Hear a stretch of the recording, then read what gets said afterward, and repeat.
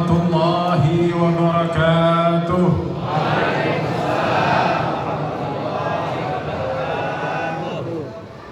Qara'na fid duha wa la sawfa yu'ti fasurrat qulubuna dhakal 'ata'u fahashaka ya Rasulullah tarda wa fina man yu'adzabu aw yusa'u khuliqta mubarra'an min kulli 'aibin ka'annaka qad khuliqta kama tasha'u wa ahsanu minka lam tara qattu 'ainun wa ajmalu minka lam talidin nisa'u wa in 'atharat bikal ayyamu fanzil bi akrami man tudalliluhu as-sama'u nabiyyun hashimiyyun abtahiyyun syama'iluhu as-samahatu wal wafa'u bika qad safat min dahrina al-ayyamu wa tasharrafat bi wujudikal a'wam. Alhamdulillah ala fadlihil azim wa mannihil jazim bi irsyadil habibil karim sayyidina wa maulana Muhammad alaihi afdalus salati wat taslim wa ala alihi wa sahbihil karim. Amma ba'du. Alhamdulillah yang mana Allah mengkaruniakan kita, pendengaran kita, memperdengarkan hal-hal yang baik, hal-hal yang bermanfaat buat kita. Alhamdulillah kita berkumpul bersama dari awal acara hingga nanti sampai akhir acara insyaallah. Alhamdulillah ala hadhihi ni'mah. Alhamdulillah ala hadzal liqa. Pertama-tama yang saya hormati, yang saya cintai, Al-Ustaz Haji Ubaidillah Muhrim, pimpinan Pondok Pesantren Nuzhatul Muttaqin dan juga penasehat DKM Masjid Al-Imam Al-Bukhari. Begitu juga Ketua FDKM Citra Raya Ustadz Maman Suparman dan jajaran pengurus FDKM. Yang saya hormati, yang saya cintai, Ketua MUI Kecamatan Panongan Ustadz Anwar Munawwar. Yang saya hormati dan yang saya cintai, Bapak Camat Panongan Dr. Haji Heru Ultari atau yang mewakilinya. Begitu juga Bapak Kapolsek Panongan Ibtu Samsul Bahri atau yang mewakilinya. Begitu juga Bapak dan Ramil Panongan Kapten Agus Halim Sirgar atau yang mewakilinya. Yang saya hormati, yang saya cintai, Bapak Lurah Mekar Bakti Bayi Subiat. Yang saya hormati, yang saya cintai, Ustadz Ramdhani Al-Hafidh, pimpinan Pondok Pesantren Wadil Mubarak 2, Ketua DKM Secitra Raya, Ketua Majelis Ta'lim Al-Miskiyah dan jajaran pengurusnya, Ketua RW 12 Graha Gardenia Extension, Ketua RT 1 sampai 5 Graha Gardenia Extension, para sesepuh Gardenia Extension dan seluruh tamu undangan yang sama-sama kita dapat hadir di malam hari ini. Alhamdulillah. Bagi yang belum saya sebut namanya, saya mohon maaf, tapi tanpa menyebut nama mereka pun tidak mengurangi rasa hormat dan rasa cinta saya kepada mereka semua. Para hadirin yang dirahmati Allah Subhanahu wa ta'ala, sungguh kita berada di penghujung bulan Rabiul Awal, tapi insya Allah semangat kita untuk menghidupkan bulan ini dengan memperingati Maulidur Rasul sallallahu alaihi wasallam masih terus bertambah. Kalaupun di akhir penghujung Rabiul Awal sampai habis sekalipun, keluar dari Rabiul Awal masih tetap insyaallah ya akan dihidupkan masjid-masjid, rumah-rumah dengan Maulidur Rasul sallallahu alaihi wasallam insyaallah. Dan yang lebih penting lagi, yang mendorong kita untuk mengadakan Maulidur Rasul adalah rasa gembira kita kepada beliau sallallahu alaihi wasallam. Adalah rasa cinta kita kepada beliau Rasulullah sallallahu alaihi wasallam. Kita menghidupkan maulid, kita cinta kepada beliau, kita gembira kepada beliau setiap waktu, setiap saat. Tetapi dengan adanya bulan beliau dilahirkan ini, Rabiul Awal ini menjadi recharge, menjadi dicas kembali kita punya hati, semangat kita diperbarui, keinginan kita untuk meneladani beliau menjadi baru lagi, bertambah lagi insyaallah.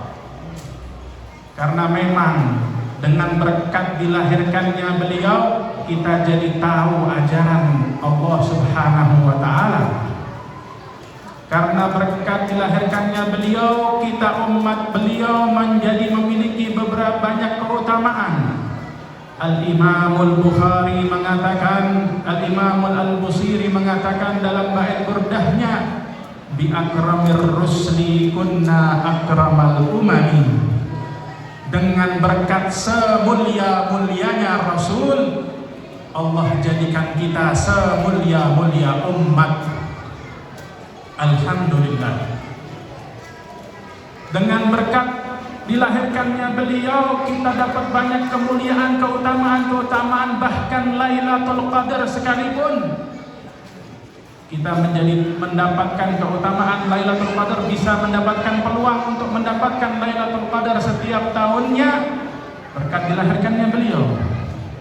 Maka dari itu kelahiran beliau di bulan Rabiul Awal ini, kata ulama, dikatakan lebih utama dari Lailatul Qadar sekalipun, yaitu malam yang mana di malam di saat itu benar-benar dilahirkan jasad bayi Rasulullah SAW.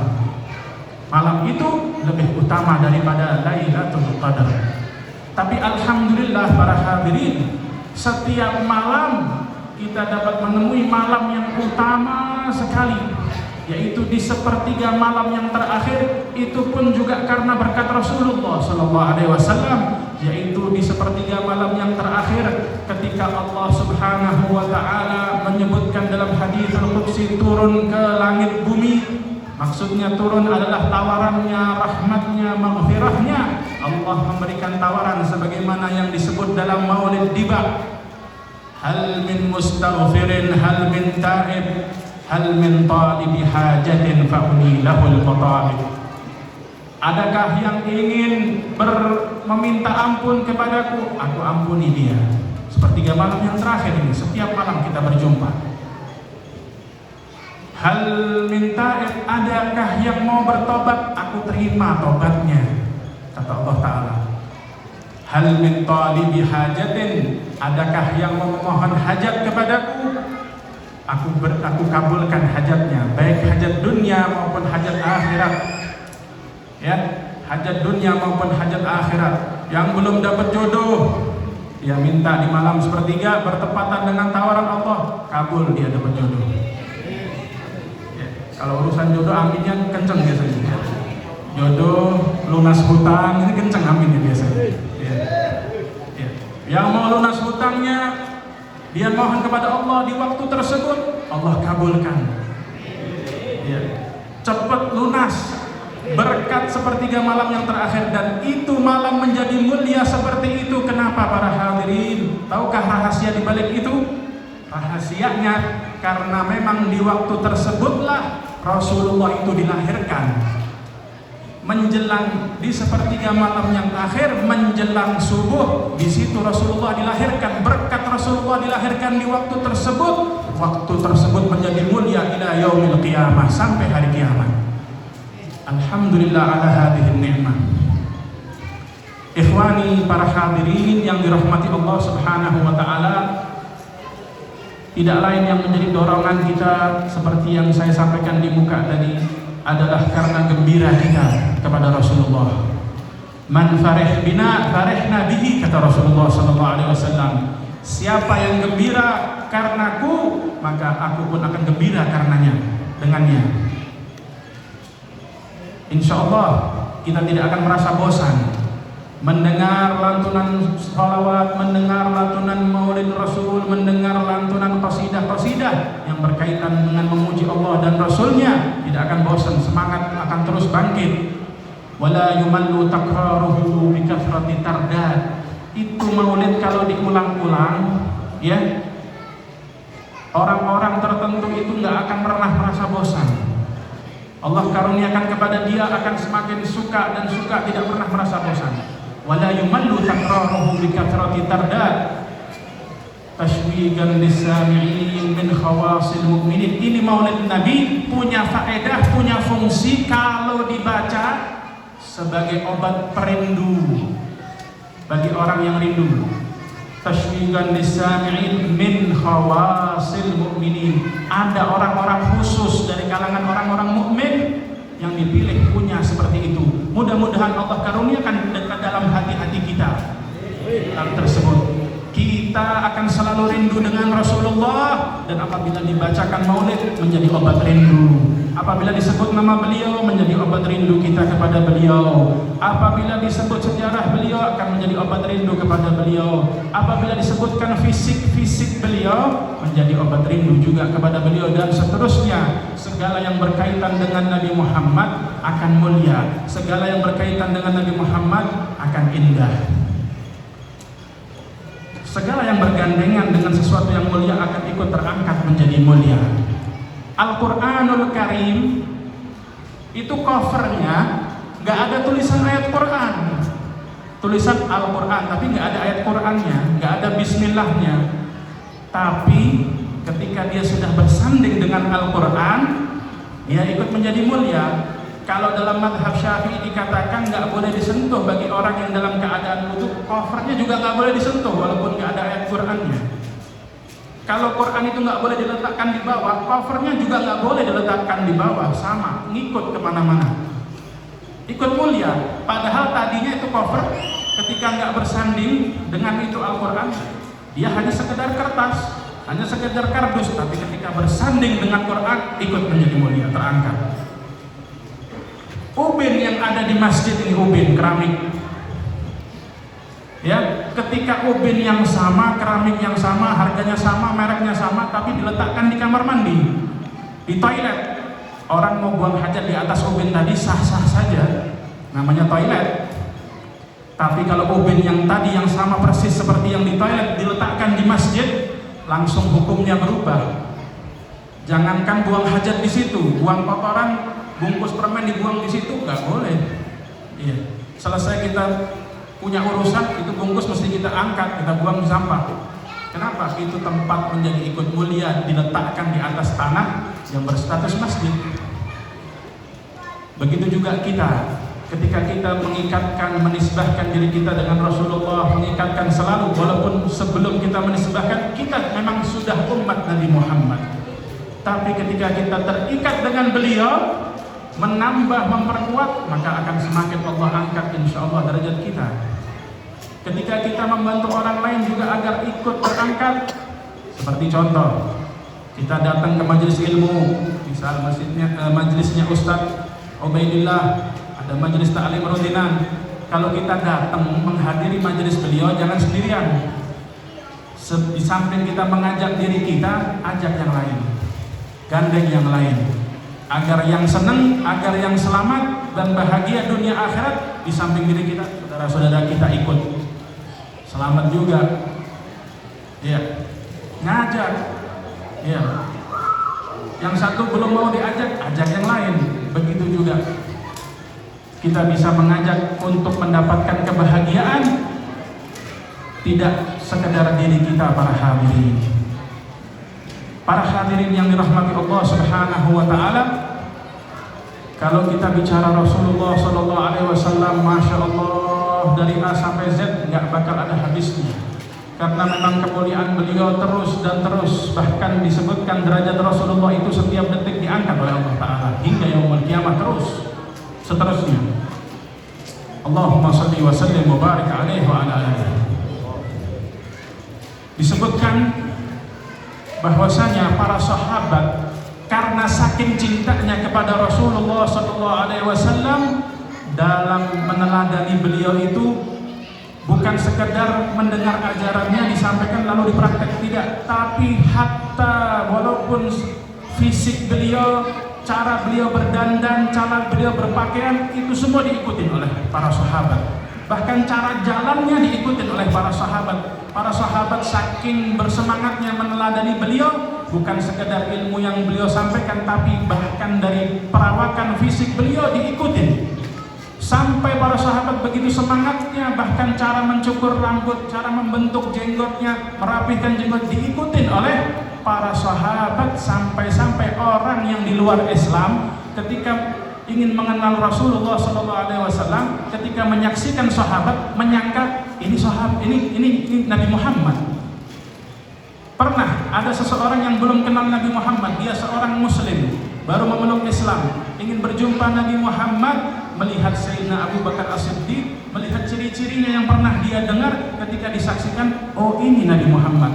Ternyata itu Sayyidina Abu Bakar, bukan Nabi Muhammad. Karena apa? Karena saking berusaha ingin bisa meniru sama dengan Rasulullah SAW, sehingga disangka ini adalah Rasulullah. Sehingga Sayyidina Abu Bakar mengatakan, lah, saya Abu Bakar As-Siddiq. Beliau mengatakan, saya Abdullah bin Abi Quhafah, yang dikenal dengan sebutan Abu Bakar.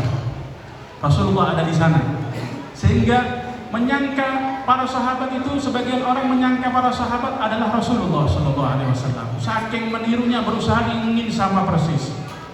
Dan meniru Rasulullah SAW tidak sekedar di dalam masjid sekalipun, baik di masjid, baik di luar masjid, baik di rumah, baik di pasar. Sampai-sampai orang-orang di luar Islam ketika menyaksikan para sahabat di pasar sekalipun, menyaksikan orang yang berbagai macam karakter di pasar, yang orang-orang mukmin para sahabat ini menyaksikan begitu indahnya ini, begitu indahnya akhlak semacam ini. Mereka bergaul, mereka saling membantu, mereka punya rasa rahmat, rasa kasih sayang di dalam pasar. Sampai-sampai orang-orang di luar Islam langsung ingin memeluk Islam. Bagaimana para sahabat berdakwah menyampaikan Islam, tidak sekedar semata-mata menyampaikan ceramah saja, tidak sekedar semata-mata menyampaikan Islam secara langsung, Islam itu begini-begini, enggak, tapi dengan pandangan, dengan dilihat oleh orang-orang di luar Islam, sehingga tertarik ingin mendapatkan seperti yang mereka dapati, sehingga mendatangi Rasulullah, mendatangi para sahabat, mengucap 2 kalimat syahadat. Rasulullah dibawa ke rumah mereka, Rasulullah dibawa di jalan, sehingga dikatakan suqul mu'minin ka musallal musallin. Pasarnya orang mukmin itu seperti tempat sholatnya orang-orang yang sholat. Jadi pasarnya aja lebih mulia dari, lebih utama dari kehidupannya, seperti kehidupan masjid yang makmur. Makmur pasar mereka. Kalau waktu kosong mereka isi dengan zikrullah, dengan qiraatul Quran, dengan membantu, dengan rasa rahmat dan kasih sayang mereka terus. Sehingga pasarnya mereka sama seperti tempat sholatnya orang-orang yang sholat. Suatu ketika ada orang kafir yang dikenal dengan nama Thumamah bin Utsal. Thumamah bin Utsal ini paling getol-getolnya orang yang jelek-jelekin Islam di masa itu, di masa Sayyidina Muhammad SAW. Getol jelek-jelekin Islam, di sini jelekin, di sana jelekin, sampai begitu luar biasa. Akhirnya pas terjadi peperangan ini Thumamah, sampai Rasulullah itu berpesan pada sahabat, kalau engkau berjumpa Thumamah di jalan, saya izinkan kalau engkau langsung ingin menebasnya dengan pedang, karena saking sudah parahnya, kata Rasulullah. Ternyata di jalan nggak berjumpa, ada sebagian orang berjumpa Thumamah, disangkanya ini salah satu dari seorang sahabat. Digandeng ini Thumamah, dibawa ke hadapan Rasulullah. Ayo kalau gitu ikut saya, ikut menghadap Nabi Muhammad SAW. Dibawa ke tempat Rasulullah di masjid, di hadapan Nabi, duduk di hadapan Nabi, lalu Nabi tersenyum. bertanya kepada para sahabat, nggak ada yang kenal fisik wajahnya Thumamah ini, nggak ada yang tahu. Baru pertama kali lihat. Pas sudah di hadapan Nabi, Nabi bertanya kepada para sahabat, tahukah kalian siapa ini orang? La ya Rasulullah, kami nggak tahu ya Rasulullah. Maka jawab Nabi, inilah Thumamah bin Uthal. Maka para sahabat sebagian teringat pesan Nabi tadi, kalau berjumpa langsung tebas. Maka para sahabat sebagian mencap pedangnya, ingin menebas ini Thumamah. Kata Nabi, la, jangan dilakukan. Ini Thumamah masuk ke dalam bentengnya Nabi Muhammad pada saat itu, sehingga mau ditebas ditahan oleh Nabi. Maka Nabi memberikan tawaran, wahai Thumamah, aslim taslam, masuklah engkau ke dalam Islam, engkau selamat. Selamat dunia akhirat, selamat dari tebasan para sahabat ingin membunuh, selamat dari kami, dan selamat bil akhirat. Di akhirat pun engkau juga selamat. Iya. Lalu Thumamah menjawab, kalau engkau ingin membunuhku, maka fadam bidam, balasan darah adalah darah. Aku telah membunuh beberapa orang sahabatmu di peperangan, maka ketika engkau menebas, itu sebagai balasannya. Iya.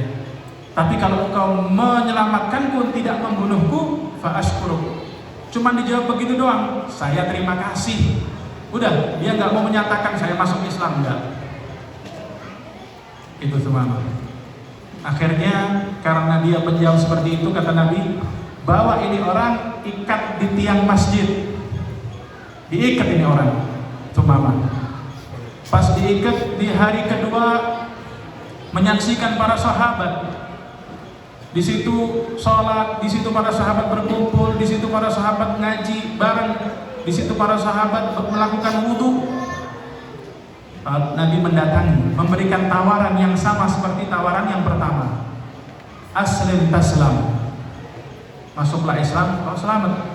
Jawaban Thumamah masih sama seperti yang pertama. Kalau engkau membunuhku, fadam bidam. Kalau engkau menyelamatkanku, maka fa'ashkuruk, saya terima kasih. Nggak mau mengucap dua kalimat syahadat. Di hari ketiga diberikan tawaran lagi sama Nabi, tawaran yang sama seperti di hari pertama dan hari kedua. Jawaban Thumamah tetap sama. Ya. Akhirnya diberikan, kata Nabi, ya udah, ente jawaban ente seperti ini, bebaskan. Dilepas ini Thumamah, dibebaskan. Lihat rahmatnya Sayyidina Muhammad SAW. Dilepas dari ikatan, disuruh pergi Thumamah. Di tengah-tengah jalan kota Madinah itu Thumamah mandi. Habis mandi Thumamah melakukan wudhu. Ini belum syahadat, udah ngelakuin wudhu. Dari mana Thumamah belajar wudhu? Selama diikat 3 hari tadi, dia melihat para sahabat bagaimana cara wudhu. Para sahabat berbicara tentang ilmu, dapat dia faedah-faedah di situ di masjidnya Rasulullah SAW. Sehingga dia tahu cara berwudu. Habis wudu berpakaian yang rapi, menghadap Rasulullah kembali ke Masjid Nabawi, menyerahkan tangannya. Disambut tangannya dengan Nabi. Nabi bertanya, ada apa ini kau serahkan tanganmu seperti ini? Ya Rasulullah, asyhadu an la ilaha illallah wa asyhadu annaka Muhammadar Rasulullah. Saya bersaksi tiada Tuhan selain Allah, dan saya bersaksi bahwa engkau adalah utusan Allah. Dapat Islam, mengenal Islam langsung, hanya padahal dalam keadaan diikat, dibelenggu di tiang masjid, tapi dapat faedah dari Rasulullah dan para sahabatnya. Begitu luar biasanya kehidupan mereka tentang meneladani sifat Rasulullah SAW. Belum lagi bagaimana Rasulullah SAW terhadap para pemuda. Rasulullah bagaimana menyikapi anak-anak muda. Kalau bicara anak muda, ya mungkin yang tua, ya ente muda. Sebagian yang tua mengatakan kewajiban ente hormatin anak yang tua. Padahal standarisasinya Rasulullah SAW itu 2. Dalam hadis laisa minna man lam yuwaqqir kabirana wa lam yarham saghirana. bukan termasuk dari golongan kami orang yang tidak menghormati yang tua dari kami. Tapi nggak berhenti di situ. Walam yarham saghirana, yang tidak memiliki rasa sayang kepada yang lebih muda dari kami. Berarti standarisasinya dua para hadirin. Yang lebih tua kita disuruh hormat, yang lebih muda kita disuruh menyayangi. Ya, kita nggak bisa nuntut yang muda menghormati kita saja, tapi kita juga mesti kita ingat dituntut untuk menyayangi yang muda. Sehingga standarisasinya dari Rasulullah itu dua, menghormati yang tua, menyayangi yang muda. Dikisahkan suatu ketika ada sahabat yang baru memeluk agama Islam yang bernama Muawiyah ibn al-Hakam as-Sulami radhiyallahu anhu. Baru dia meluk Islam dalam keadaan mu'allaf. Yang namanya mu'allaf ini pasti banyak udurnya, banyak nggak ngertinya, wajar. Beda dengan orang yang dari kecil muslim. Maka kalau dia nggak ngerti sesuatu yang sifatnya umum dalam ajarannya, dalam ajaran Islam, itu belum tentu dianggap udur. Dilihat dulu. Kalau dia hidup di sekelilingan banyak para ustadz, para kiai, para ulama yang bisa ditanya, yang bisa dihadirin majelisnya, kok dia nggak tahu masalah-masalah yang umum yang penting, itu nggak masuk udur. Kenapa? Dia bisa hadir kok, dia bisa tanya kalau dia nggak ngerti, tapi dia tetap nggak ngerti. Nah ini ada apa nih? Kecuali masalah-masalah yang sifatnya mendalam sekali, nah itu dia nggak ngerti, dimaafkan. Tapi kalau dia masalah yang sifatnya umum, bagaimana cara sholat secara umum dia nggak ngerti, ya dia rugi. Dia hidup dikelilingin ulama, dikelilingin para ustadz, dia nggak ngerti. Nah ini Thumamah seorang mu'allaf, wajar. Dia nggak ngerti, dia masuk ke dalam masjid melakukan sholat sunnah 2 rakaat. Allahu Akbar. Tengah-tengah sholat mendengar ada orang bersin. Habis bersin tuh orang ngucapin alhamdulillah. Sunnahnya apa? Kalau bersin, yarhamukallah. Tapi ini tuh mama dalam sholat dia ngucapin yarhamukallah. Ya, itu ucapan di luar sholat. Semoga Allah merahmatimu. Ya. Diucapkan di dalam sholat. Seketika itu mata-mata para sahabat matanya mengarah kepada Thumamah semua, melotot. Thumamah kaget, kenapa nih orang pada melotot ke saya nih? Ya. Lalu Thumamah setelah dipelototin malah ngomong, ada apa ente orang dalam sholat? Ada apa di mata ente orang pada keaneh semua? Tambah lagi pukul dia punya paha. Tambah kaget lagi, ya Allah, ini langsung Thumamah berpikir, kalau saya selesai sholat, saya salam nih, jangan-jangan saya bakal ditegur sama Nabi, dimarahin sama Nabi, takut nih. Selesai Thumamah melakukan salam dari sholat, Nabi menghadap kepadanya, cerita kejadian Thumamah itu terdengar kepada Nabi dan Nabi menuju kepadanya. Hanya Nabi mengucap satu kalimat, beberapa kalimat. Wahai Muawiyah ibn al-Hakam, sesungguhnya sholat ini hubunganmu dengan Tuhanmu Allah Subhanahu wa Ta'ala, maka tidak ada kalimat-kalimat yang di luar sholat yang boleh diucapkan di dalamnya. Udah Nabi mengucap gitu ditinggal. Padahal dia berpikir, kalau sahabat aja sampai nepuk saya punya paha, Rasulullah gimana? Ternyata Rasulullah cuma nyampein, jelasin, selesai, ditinggal. Tahukah akibatnya apa? Setelah Rasulullah hanya menyampaikan lalu ditinggal, maka Thumamah merasa lega, hatinya seperti disiram es. Habis itu beliau terbuka kesempatan baru, terbuka kesempatan ingin bertanya masalah yang lain. Akhirnya Muawiyah mendekati Nabi Muhammad dan bertanya, ya Rasulullah, saya punya seorang budak nih, gimana menurut engkau ya Rasulullah, saya merdekakan atau saya pertahankan? Maka jawab Nabi, bawa ke sini budakmu. Dilihat oleh Nabi, ditanya oleh Nabi, dialog dengan Nabi, ternyata budakmu adalah seorang yang beriman, seorang muslim, bebaskan dia. Karena sikap Rasulullah terhadap Muawiyah ibn al-Hakam, seorang pemuda yang mu'allaf ini, yang begitu rahmat, sehingga terbuka kesempatan untuk mendapat ilmu baru dan terjadilah amal yang baru memerdekakan budak. Sikap Rasulullah SAW dengan rahmatnya terhadap anak muda sekalipun. Kisah yang lain, para hadirin,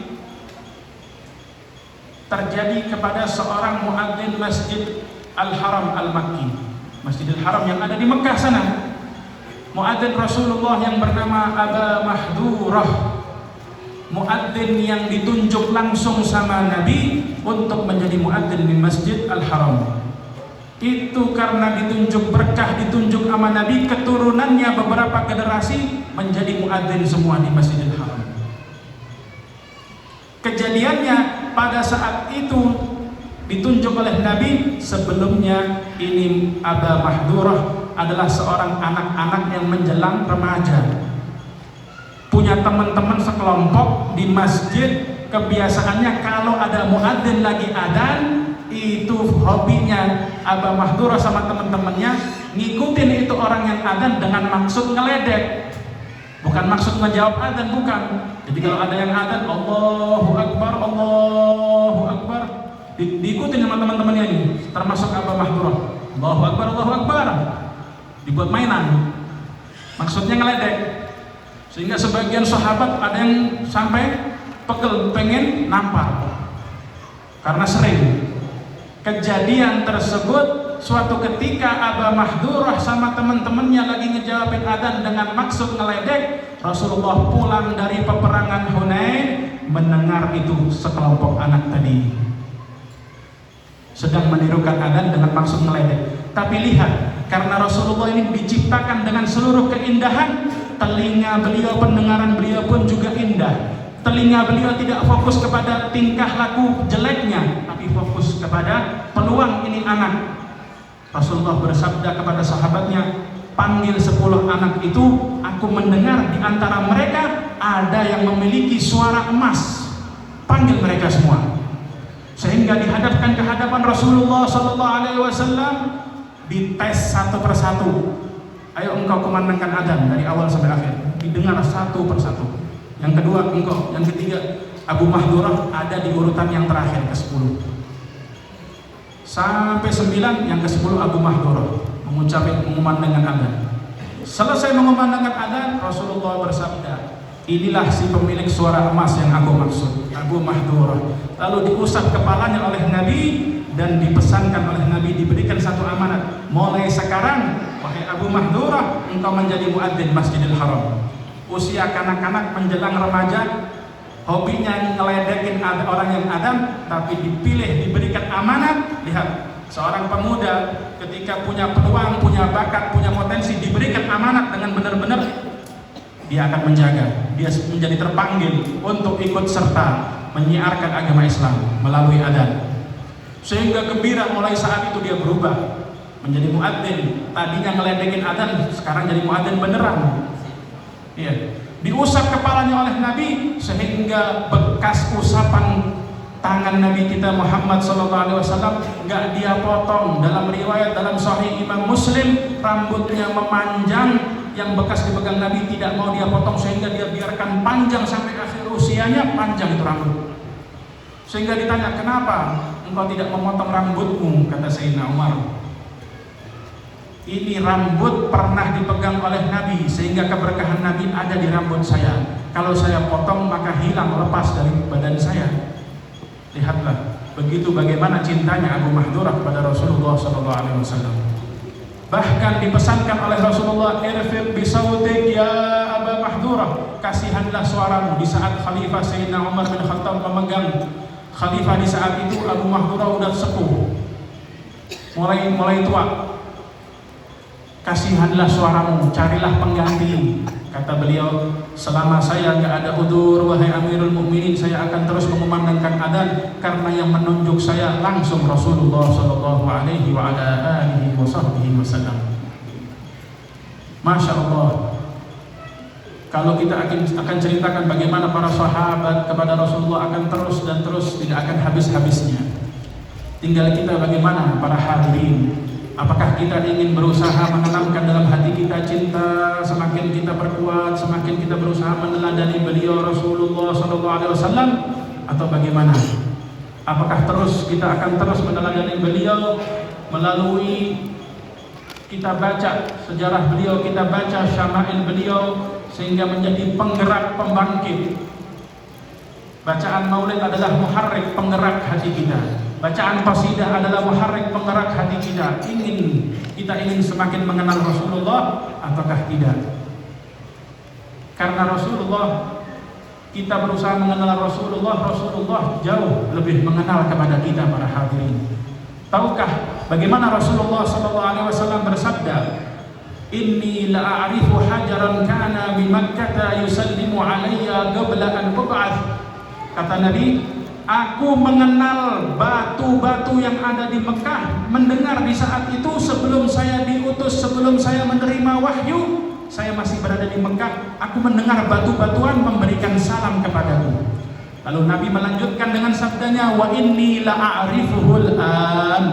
Bahkan sekarang saat saya sudah hijrah ke Madinah, saya sudah diutus hijrah ke Madinah, kalau saya diajak untuk menunjukkan di Mekah batu mana saja yang pernah memberikan salam kepadaku, aku tahu satu persatu batu tersebut. Aku kenal batu tersebut. Para hadirin, kalau batu dikenal sama Nabi yang memberikan salam kepada beliau dikenal, bagaimana kita dengan umatnya yang mengulurkan salawat dan salam kepada beliau sallallahu alaihi wasallam. Maka jangan berhenti dan bosan-bosannya kita ini selalu mengulurkan salawat dan salam kepada beliau. Ya, paling sedikitnya kata ulama, wa aqallul iktsar fil yaumi wal lailah 300 marrah. Paling sedikitnya salawat dan salam itu 300 kali para hadirin. Tapi kalau kita mampu lebih 600, 1000, 2000, 3000, 4000, 5000, silahkan. Semakin banyak semakin baik. Aqrabu minni manzilatan yaumal qiyamati aktsarukum alayya salatan. Yang paling dekatnya orang di hari kiamat nanti yang paling banyak bersalawat kepadaku.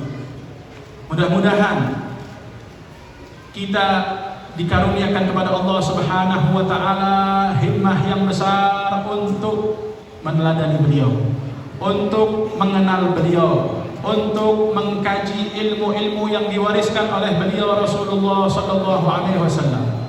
Karena memang warisan beliau itu adalah ilmu. Rasulullah pernah bersabda, "Innal anbiya lam yuwarrithu dinaran wala dirhaman, walakin warrathul ilma." Sesungguhnya para anbiya, para nabi itu tidak mewariskan dinar, dirham, rupiah, dolar, harta benda, enggak diwarisin kepada umatnya, tapi Rasulullah mewariskan ilmu.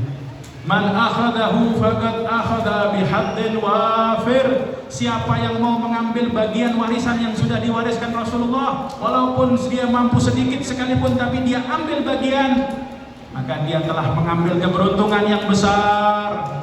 Keberuntungan yang ada di dunia akan berlanjut keberuntungan di barzakh, akan berlanjut keberuntungan di akhirat. Suatu ketika Rasulullah masuk ke Masjid Nabawi, menyaksikan dua kelompok orang. Yang satu kelompok yang sedang berzikir dan memohon kepada Allah Subhanahu wa taala. Yang satu kelompok sedang mengkaji ilmunya Rasulullah, syariat tentang hukum-hukum.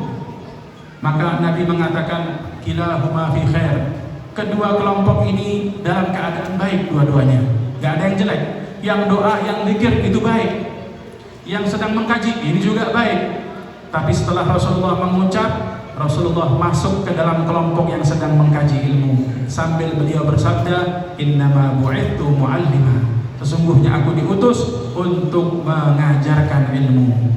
Mudah-mudahan kita akan terus semangat untuk mengkaji ilmu beliau, mengkaji ilmu yang diwariskan oleh beliau, sehingga kita punya ikatan batin kepada beliau melalui sanad guru-guru kita. Dari guru kita mengambil dari gurunya, gurunya mengambil dari gurunya lagi, sehingga bersambung dengan Rasulullah sallallahu alaihi wasallam, baik di masjid-masjid kita, termasuk di masjid yang barakah ini, Masjid Al-Imam Al-Bukhari. Dengan berkat nama Al-Imam Al-Bukhari, maka keberkahan Al-Imam Al-Bukhari akan sampai kepada kita semua insyaallah. Dan di tempat-tempat yang lain, baik di jalan kita, baik di rumah kita, baik di kendaraan kita akan bawa Rasulullah sallallahu alaihi wasallam seterusnya insyaallah. Allah karuniakan istiqamah kepada kita, Allah karuniakan istiqamah kepada kita, Allah karuniakan istiqamah kepada kita, dan Allah karuniakan tidak mudah jenuh, tidak mudah bosan, tidak cepat bosan tapi kita akan selalu semangat terus seterusnya dan seterusnya.